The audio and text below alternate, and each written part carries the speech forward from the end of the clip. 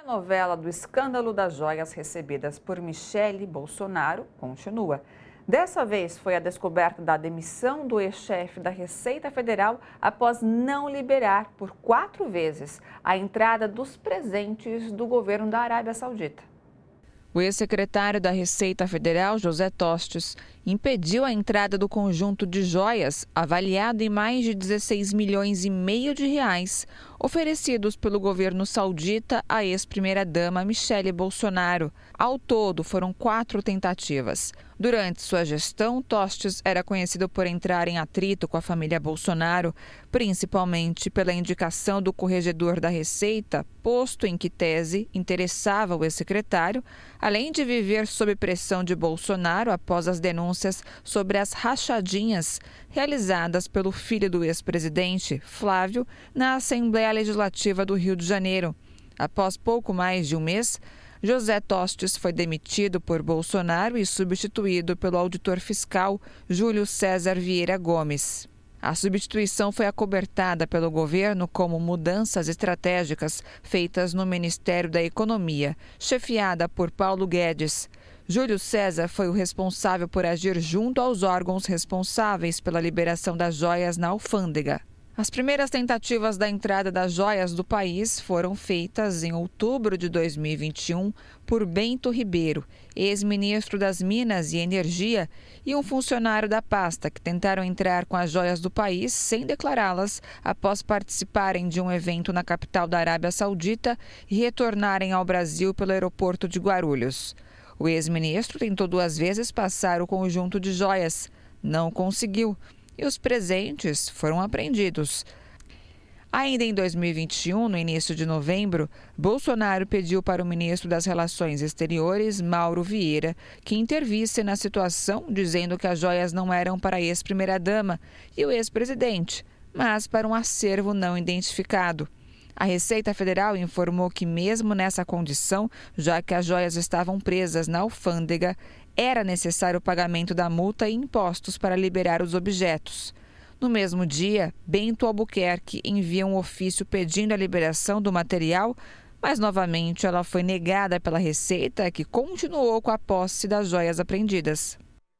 E a Polícia Federal informou que o inquérito que vai investigar as joias trazidas pela comitiva brasileira para a ex-primeira-dama Michele Bolsonaro vai correr em sigilo. O inquérito foi aberto na segunda-feira por ordem do ministro da Justiça, Flávio Dino. A investigação ficará por conta da Delegacia Especializada de Combate a Crimes Fazendários da Polícia Federal de São Paulo, estado onde as tentativas de entrada das joias aconteceram. O agente tem até 30 dias para concluir o inquérito, que pode ser prorrogado. A Polícia Federal Paulista deve ouvir, nos próximos dias, integrantes da comitiva que foi para o evento na capital da Arábia Saudita e que trouxe o conjunto de joias no valor de mais de 16 milhões e meio de reais para o Brasil. A FUP, a Federação Única dos Petroleiros, pediu para o Ministério Público investigar a eventual relação entre as joias de Jair e Michele Bolsonaro e a venda da refinaria Landulfo Alves, na Bahia, para o fundo Mubadala dos Emirados Árabes. Os petroleiros querem saber se existe relação entre os presentes milionários e a venda da refinaria muito abaixo do valor, o negócio das Arábias. O ex-presidente Fujão Bolsonaro, ele disse, talvez por ato falho, que essas joias elas foram acertadas lá nos Emirados Árabes. Entrevista que você pode encontrar aí na internet. É bom destacar que nós estamos falando do mesmo período em que a refinaria Landulfo Alves ela tinha sido privatizada justamente para um fundo dos Emirados Árabes. E a gente se lembra aqui que nós temos um grupo lá dos Emirados Árabes chamado Sayed, que tem sim negócios com o grupo chamado Saúde na Arábia Saudita. Então, concordando com o ministro Flávio Dino, é muito importante e necessário nós termos aqui no Brasil uma investigação acerca desse movimento nada republicano daqueles que governaram o nosso país, infelizmente, por 4 anos. Nós temos joias sendo trazidas para o Brasil de forma ilegal e nós temos um processo de privatização ilegal e inconstitucional da primeira refinaria nacional no nosso país.